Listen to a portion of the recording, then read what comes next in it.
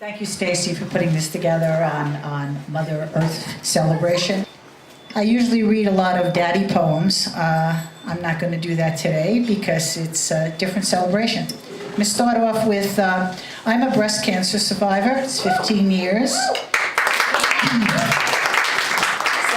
my first poem is called Pathology. I keep busy, slashing invasive growth, sawing sections of sod invading beyond the borders, trying to forget serrated words, tumor, stereostatic biopsy, surgery, trying to remember terminology, percentage of reoccurrence, choice of treatment, alternative therapies. I keep busy, slicing roots, discarding weeds, clearing a path, busy.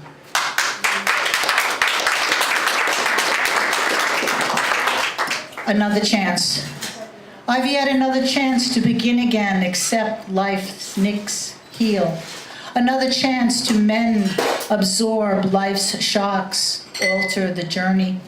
Scars for markers, invisible, yet they bleed. I flaunt in poem and verse, concealed in a petrified chrysalis, masked in cloaks of surreal. I trivialize their magnitude, believe the fantasy, scratch away layers, exfoliate fear.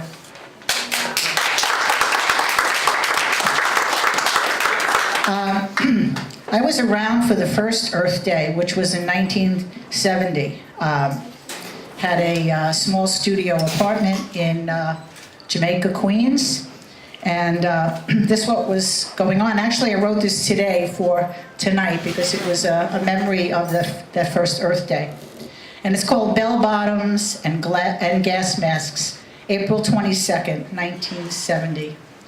While millions took to the streets to celebrate Earth Day, I spread a copy of the New York Times on my studio apartment floor, scotch-taped pages together, formed a canvas for a new creation. I asked Christine to take off her tattered nightgown, the only thing that fit for the past few months, lay down on the newspaper so I could outline round her very pregnant body, make a pattern, sew something she could wear, get out of the apartment, see a doctor, make plans for delivering her baby. Chris got knocked up, kicked out of her house, abandoned by her family. She lived next door with the baby's father. They had no insurance. Her jeans and tie-dye tees, the clothes I let her borrow, no longer fit, no longer an option, too tight like everything else in her life. As she lay like a beached whale, her bare arms outstretched as if she lay on a cross, I spy an article about mercury poisoning our lakes, the fish, then us. Just above her shoulder, the words in bold letters, the times are a-changin'. As I ease the red crayon slowly across the print, I see other issues plaguing the nation.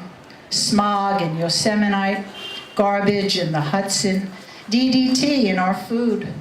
Beneath her right armpit, the photo of a gas mask guy sniffing a magnolia.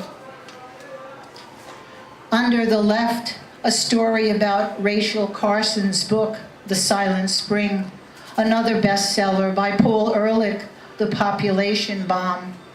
One man-made disaster after another. I finish reading and outlining, I think what's next? Pinning the pattern to the fabric that once was something else, a bed sheet or a slipcover. Determined to recreate, to make something old new, change what was, help make things better for the next generation.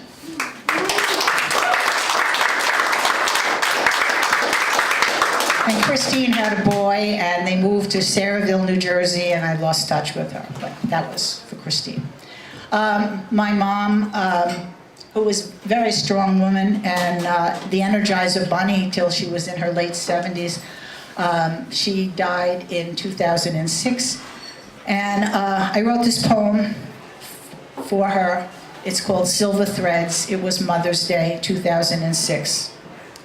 I tease her hair. She teases me, says she's getting gray, growing old. Won't have to dye her hair. It will all be gray someday. Asks me to sing Silver Threads. Learn the words, she says. I pull out the gray, throw them away, roll her blonde hair in pink curlers, comb out the curls, style it, make it last with just wonderful hairspray. Each Mother's Day she asks, sing Silver Threads among the gold. She begins, gives me a prompt. Darling, I am growing old. I cry, drop the comb, dry my tears. She continues, life is fading fast away. Stop, I say, but we can't stop the years. Clairol, L'Oreal, sunshine in a bottle, she jokes. She's a suicide blonde, died by her own hands. Says she's painting her roof. It doesn't stop the roots. They spread like invasive plants. Sing Silver Threads among the gold. She asks again on Mother's Day, whispers the line. Cheeks may fade and hollow grow. Her memory sharp, heartbeat slow. Her hair now silver white, cheeks ashen, pale, no longer bright. Her head on a pillow, blue eyes locked on mine. I sing, love is always young and fair.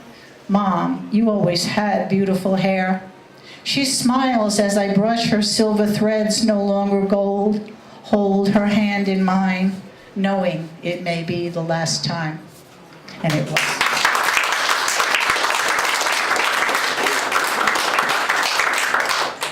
Blinds. Night seeps in, carpets the floor, creeps up her legs, dissects darkness, cradles dawn. She is caught in a web of shadows. Light caresses her breasts, strikes her face, releasing tears. Imprisoned by night, she is sentenced to remember once she controlled the cords, tilted the blinds, shading sun from fading the colors that decorated her life.